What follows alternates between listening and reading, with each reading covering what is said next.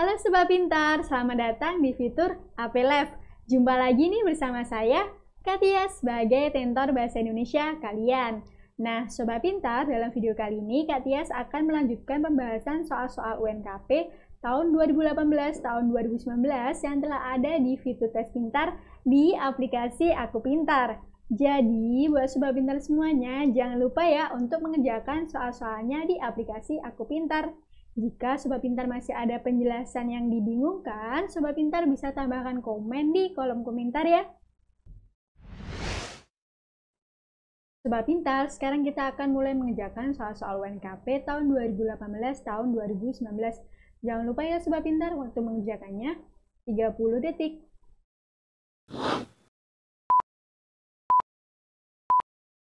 Berikut ini pertanyaannya. Kata beribuan yang tepat untuk melengkapi paragraf tersebut adalah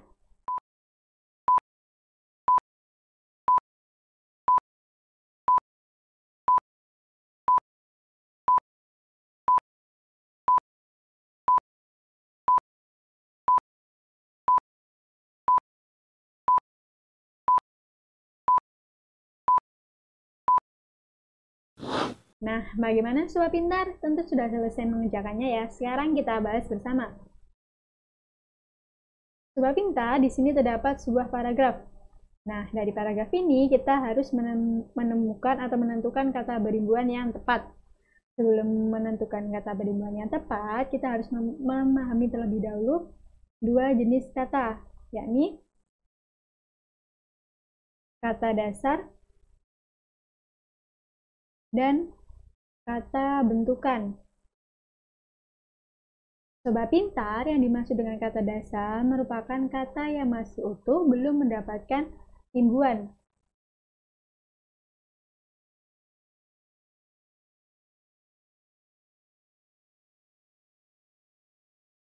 Sedangkan kata bentukan merupakan kata dasar yang telah mengalami pembentukan.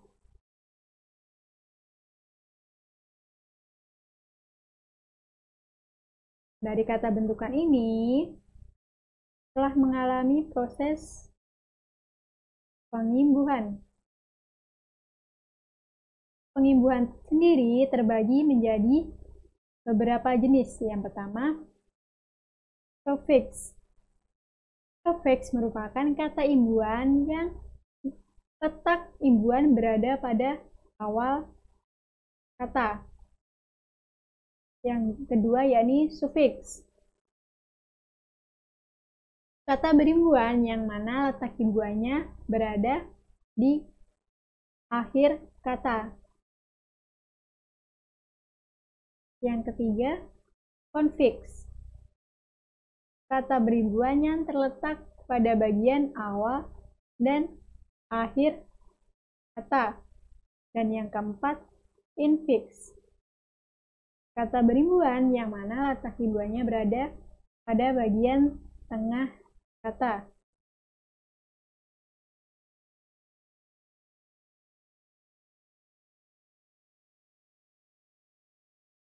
Sobat Pintar, untuk menemukan kata berimbuhan yang tepat pada sebuah kalimat, tentu kita harus membaca terlebih dahulu keseluruhan paragraf, setelah itu mencermati kalimat sebelum dan kalimat sesudah bagian yang rumpang, serta mengaitkan dengan konteks yang terdapat di dalam kalimat tersebut.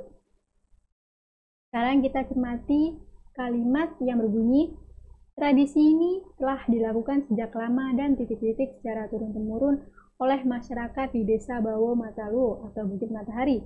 Nah, pada kalimat ini terdapat bagian rumpang. Nah, pada bagian ini kita harus mengisi kata berimbuhan yang tepat. Dari kalimat ini kita menemukan kata berimbuhan, yakni kata dilakukan. Kata dilakukan ini berasal dari kata dasar laku yang kemudian mengalami proses konfiks yang mendapatkan imbuhan di pada awal dan imbuhan kan pada akhir kata.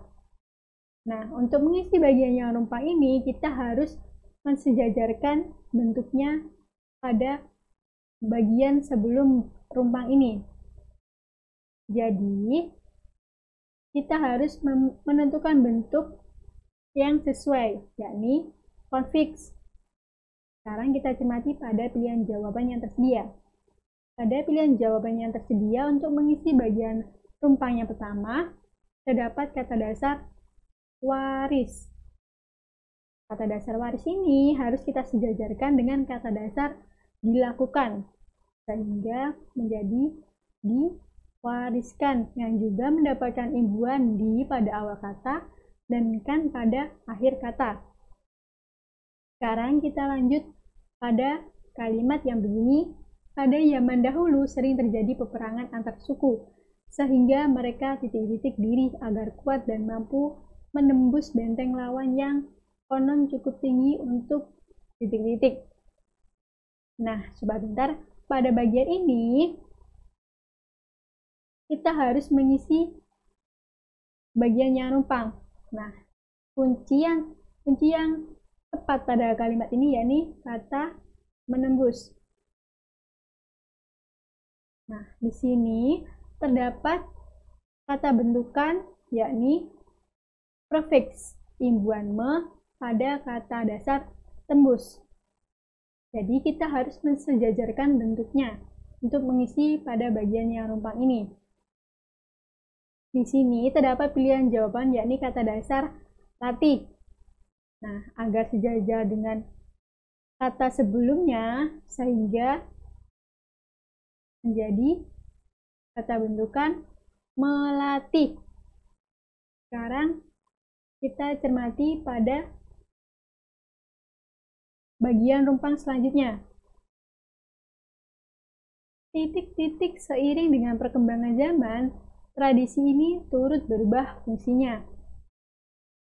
Sobat pintar, pada bagian ketiga ini berbeda dengan dua bagian rumpang sebelumnya. Jika pada bagian dua sebelumnya kita harus menyesuaikan dengan bentuknya atau mensejajarkan bentuknya, pada bagian rumpang ketiga ini kita harus mengaitkan dengan konteks yang ada di dalam kalimat tersebut.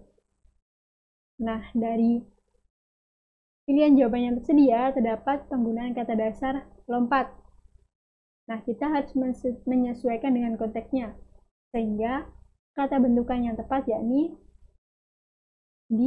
dilompati.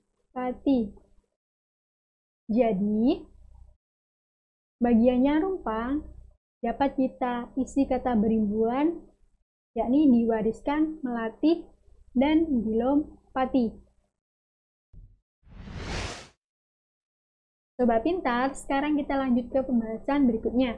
Jangan lupa ya Sobat pintar, waktu mengerjakannya 30 detik.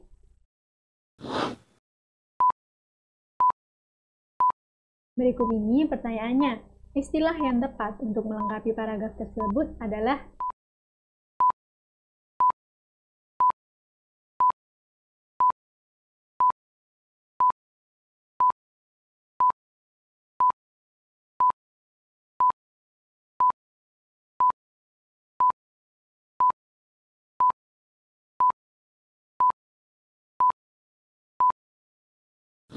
Nah, bagaimana Sobat Pintar? Tentu sudah selesai mengerjakannya ya. Sekarang kita bahas bersama. Sobat Pintar, di sini terdapat sebuah paragraf. Nah, dari paragraf ini kita harus menemukan istilah yang tepat untuk mengisi bagian rumpang pertama dan bagian rumpang yang kedua. Sebelum itu, kita harus memahami terlebih dahulu apa sih Sobat Pintar yang dimaksud dengan istilah. Istilah merupakan kata atau gabungan kata yang menyatakan suatu konsep.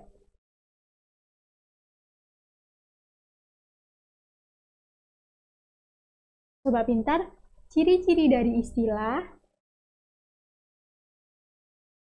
Yang pertama, bermakna tetap.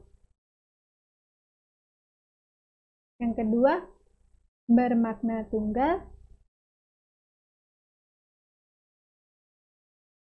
Yang ketiga, tidak berantonim. Yang keempat, tidak bersinonim. Dan yang kelima, dapat dilambangkan atau simbolkan.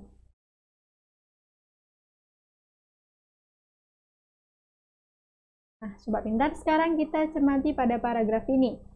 Di sini terdapat dua bagian rumpang. Kita cermati kalimat rumpang yang pertama berbunyi, pada tahun 2015, industri fashion merupakan industri yang memberikan kontribusi besar dari keseluruhan ekspor titik-titik ekonomi kreatif. Nah, Sobat Pintar, pada bagian rumpang pertama ini membicarakan mengenai barang industri atau barang niaga. Nah, sekarang kita cermati pada pilihan jawaban untuk mengisi bagian yang rumpang. Di sini terdapat pilihan jawaban komoditas, produk komoditas, produksi. Nah, pada pilihan jawaban ini, kata komoditas merupakan kata yang tepat untuk mengisi bagian rumpang tersebut. Nah, kata komoditas sendiri dalam Kamus Besar Bahasa Indonesia atau KBBI yang berarti barang niaga. Nah, sebelum itu kita harus melanjutkan pada bagian rumpang yang kedua yang berbunyi, hal ini perlu menjadi pertimbangan para titik-titik di bidang industri kreatif untuk memasarkan kuliner Indonesia di pasar dunia. Sobat Pintar, pada kalimat rumpang kedua ini membicarakan mengenai pemasaran kuliner Indonesia di pasar dunia. Ini berarti merupakan kegiatan perdagangan yang mana produksi kuliner Indonesia yang diperjualbelikan ke pasar dunia. Istilah yang tepat yakni eksportir, yang dalam Kamus Besar Bahasa Indonesia berarti kegiatan penyaluran barang ke luar negeri.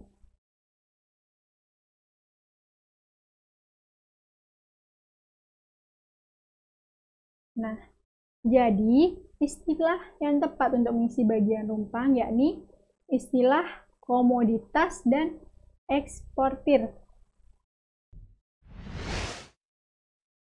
Sobat Pintar, sekarang kita lanjut ke pembahasan berikutnya. Jangan lupa ya Sobat Pintar, waktu mengerjakannya 30 detik. Berikut ini pertanyaannya. Kalimat simpulan yang tepat untuk melengkapi paragraf tersebut adalah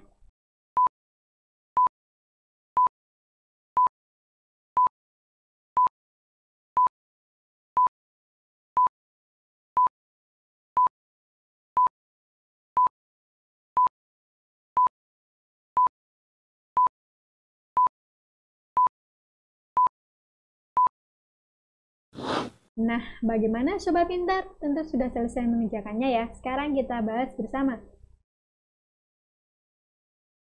Sobat Pintar, di sini terdapat sebuah paragraf. Nah, dari paragraf ini kita harus menemukan kalimat simpulan. Sobat Pintar, apa sih yang dimaksud dengan kalimat simpulan?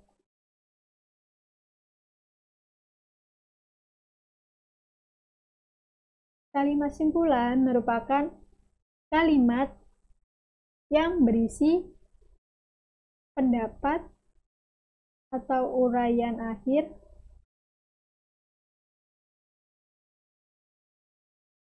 mengenai suatu bacaan. Nah, Sobat Pintar, untuk membuat simpulan dari sebuah paragraf, tentu kita harus membaca keseluruhan paragraf, kemudian memahaminya terlebih dahulu. Paragrafnya berbunyi, berdasarkan data tahun 1999, luas wilayah mangrove yang terdapat di Indonesia sekitar 8,6 juta hektar. Namun, sejak rentang 1999 hingga 2005, sudah berkurang sebanyak 5,58 juta hektar atau sekitar 64%-nya. Saat ini, hutan mangrove di Indonesia yang dalam keadaan baik tersisa 3,6 juta hektar. Selebihnya dalam keadaan rusak ringan dan sedang.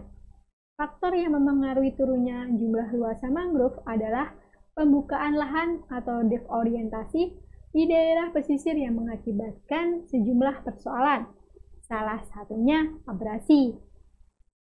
Dampak hilangnya mangrove pun mulai dirasakan oleh masyarakat daerah pesisir. Berkurangnya hutan mangrove di daerah pesisir memengaruhi jumlah tangkapan ikan, kepiting, dan kerang. Kita telah membaca paragraf ini.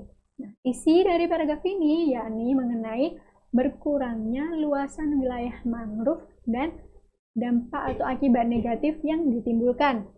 Kalimat simpulan tersebut yang tepat yakni D. Oleh sebab itu, keberadaan mangrove perlu dilestarikan agar jumlah luasan mangrove dapat dikembangkan. Nah, kalimat simpulan ini lebih tepat karena berupa pendapat untuk menanggapi kondisi berkurangnya luas mangrove dan dampak negatif yang telah ditimbulkan. Sobat Pintar, sebelum lanjut ke pembahasan berikutnya, kita tonton video ini dulu yuk. Halo Sobat Pintar, nah dalam video kali ini Fatia akan menyampaikan fakta menarik tentang bahasa Indonesia. Nah Sobat Pintar, bahasa Indonesia yang kita gunakan sebagai alat komunikasi sehari-hari ternyata memiliki fakta menarik. Kira-kira apa saja? Sobat Pintar, pada Desember tahun 2007, pemerintah daerah Ho Chi Minh City di Vietnam menetapkan bahasa Indonesia sebagai bahasa resmi kedua. Sobat Pintar, bahasa Indonesia berada pada peringkat ke-8 di dunia dengan jumlah penutur terbanyak. Sekurang-kurangnya berjumlah 260 juta penutur. Sobat Pintar, bahasa Indonesia dikirim ke luar angkasa oleh NASA. Pada tahun 1977, NASA mengirimkan piringan emas dan pesawat tanpa awak ke luar angkasa.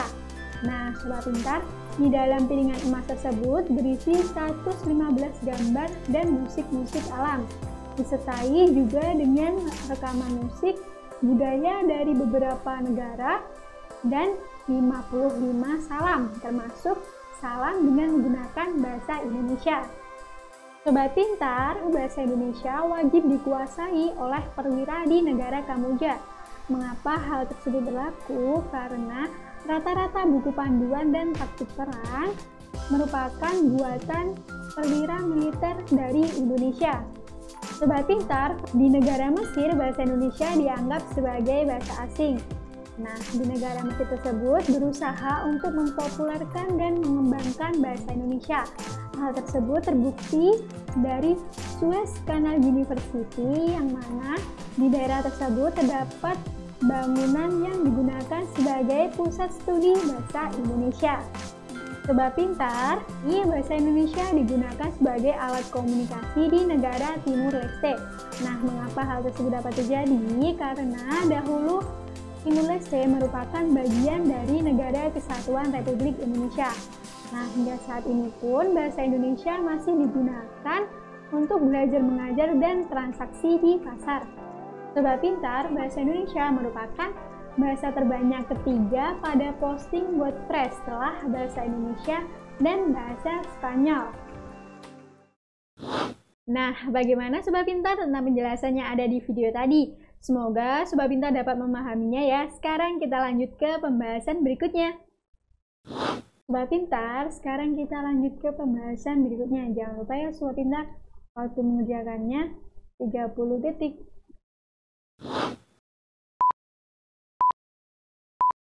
Berikut ini pertanyaannya. Ringkasan yang tepat sesuai kutipan novel tersebut adalah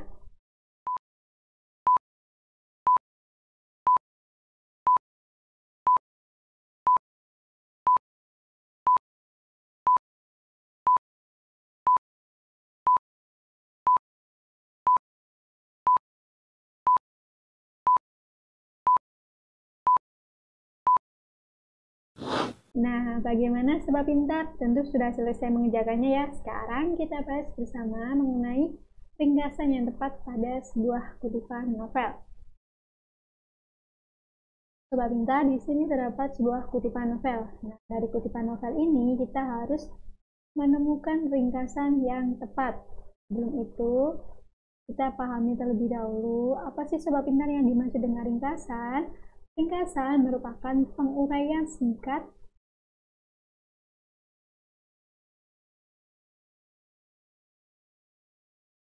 suatu bacaan yang di dalamnya mengandung ide pokok. Nah, tentu ketika kita membuat suatu ringkasan, ide-ide pokok ini tidak boleh terlewatkan atau dihilangkan ya Sobat Pintar. Tentu untuk membuat atau menentukan ringkasan yang tepat pada sebuah bacaan, yang pertama kita harus membaca keseluruhan paragraf atau teks. Selanjutnya, kita harus memahami isi dan menentukan ide pokok apa sih sebenarnya yang terdapat dalam sebuah paragraf atau teks. Selain kita beralih pada kutipan novel ini. Nah, kutipan novel ini terdiri dari 2 paragraf. Paragraf pertama berbunyi, Pak Jaman dihormati oleh warga kampung. Mereka menganggapnya sebagai seorang pahlawan karena telah berani ikut mengangkat senjata melawan Belanda. Warga kampung juga mengetahui bahwa Pak Jaman seorang yang saleh dan beragama. Sobat Pintar, dari paragraf pertama ini berisi mengenai tokoh Pak Jaman yang merupakan kawan yang memiliki karakter saleh dan beragama. Sekarang kita lanjut pada paragraf kedua yang berbunyi, tak cukup itu saja, Pak Jaman tak segan-segan membantu para tetangganya yang mengalami kesulitan. Sering didapati ia memberikan bantuan dalam bentuk barang, uang, ataupun tenaga ketika tetangganya kesulitan dan membutuhkan bantuan. Wajar kalau kemudian semua warga kampung menyukai dan menghormati beliau dengan perangainya yang baik.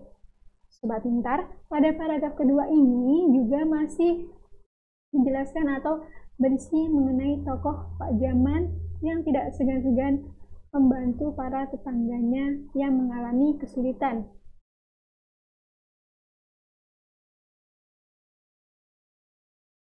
Selain itu juga berisi mengenai warga kampung menyukai dan menghormati beliau karena perangainya yang baik.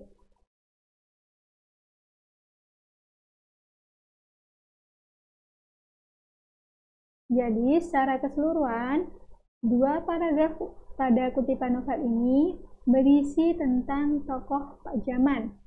Nah, setelah itu kita perhatikan pada pilihan jawaban yang tersedia.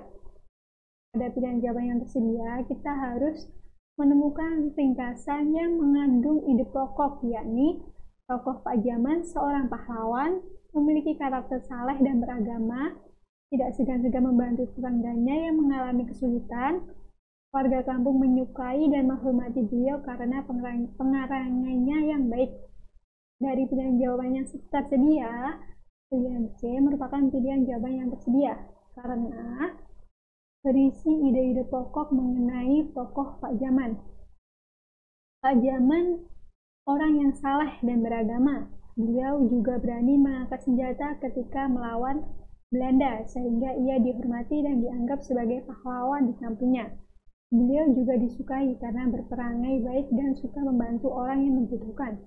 Jadi jawaban yang tepat untuk ringkasan kutipan novel tersebut yakni C. Sobat Pintar, sekarang kita lanjut ke pembahasan berikutnya. Jangan lupa ya Sobat Pintar, waktu mengerjakannya 30 detik.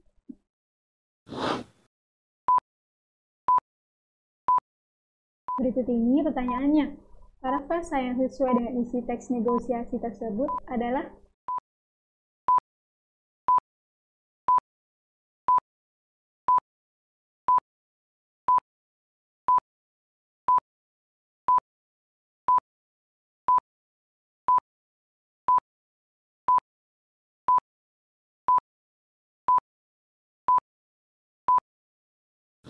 Nah, bagaimana Sobat Pintar? Tentu sudah selesai mengerjakannya ya. Sekarang kita bahas bersama. Sobat Pintar, di sini terdapat sebuah teks negosiasi. Nah, dari teks negosiasi ini kita harus menentukan parafrase yang sesuai dengan isi teks tersebut. Nah, sebelum itu kita harus membaca dan memahami terlebih dahulu teks negosiasi ini agar isi dari teks ini dapat kita pahami, kemudian dapat kita parafrasekan. Teks negosiasi ini berbentuk sebuah percakapan atau dialog antar tokoh. Nah, negosiasi ini berisi mengenai nego atau permintaan mengenai perayaan Hari Buruh.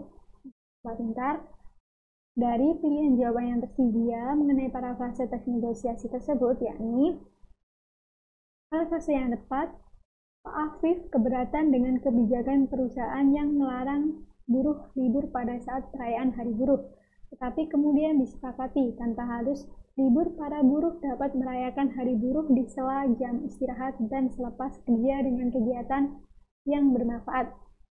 Sobat Pintar, pilihan ini lebih tepat untuk menentukan parafrase dari teks negosiasi, karena memuat isi dari teks tersebut, yakni negosiasi mengenai perayaan Hari Buruh yang sebelumnya diminta oleh karyawan untuk libur, akan tetapi dilakukan negosiasi dengan mengadakan kegiatan di sela-sela jam istirahat dan selepas kerja, sehingga parafrase yang tepat sesuai isi teks negosiasi tersebut yakni C. Sobat Pintar, sekarang kita lanjut ke pembahasan berikutnya. Jangan lupa ya Sobat Pintar, waktu mengerjakannya 30 detik.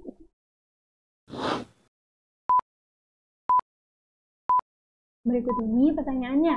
Argumen yang mendukung kalimat pendapat terdapat pada kalimat bernomor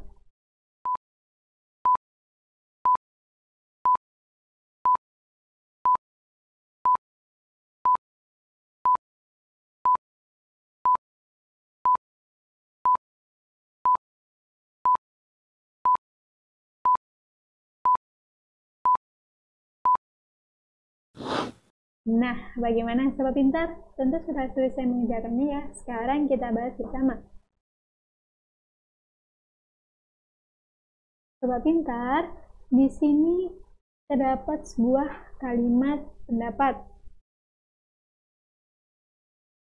Nah, kalimat pendapat di sini berbunyi, tenaga kerja asing yang akan bekerja atau tinggal di Indonesia harus mengikuti tes UKBI atau uji kemahiran berbahasa Indonesia.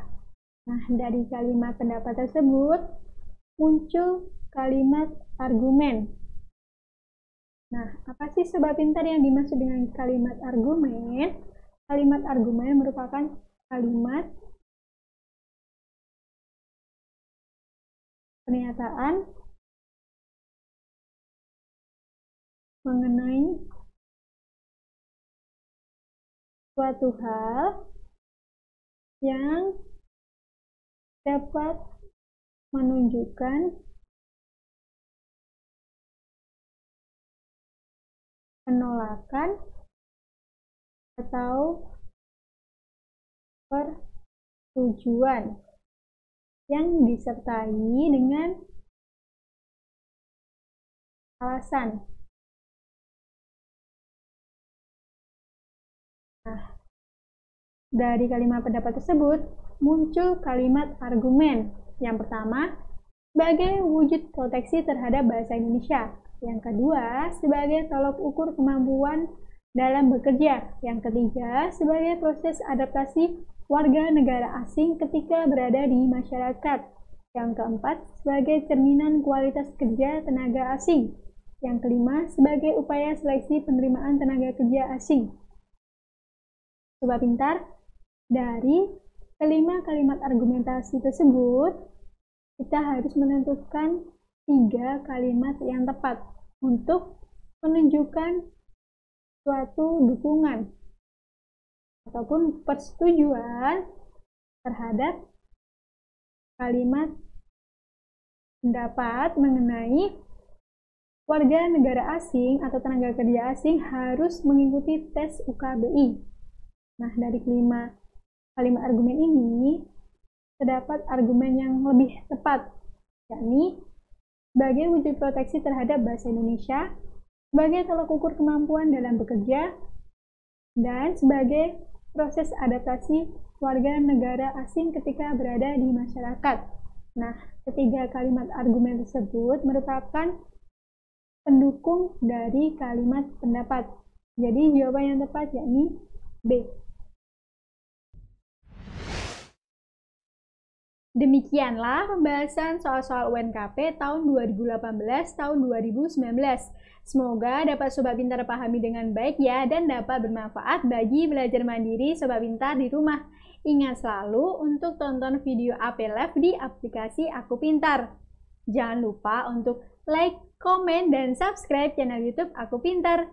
Juga aktifkan tombol notifikasinya ya agar tidak ketinggalan video terbaru dari kami. Belajar pintar bersama Aku Pintar. Sampai jumpa.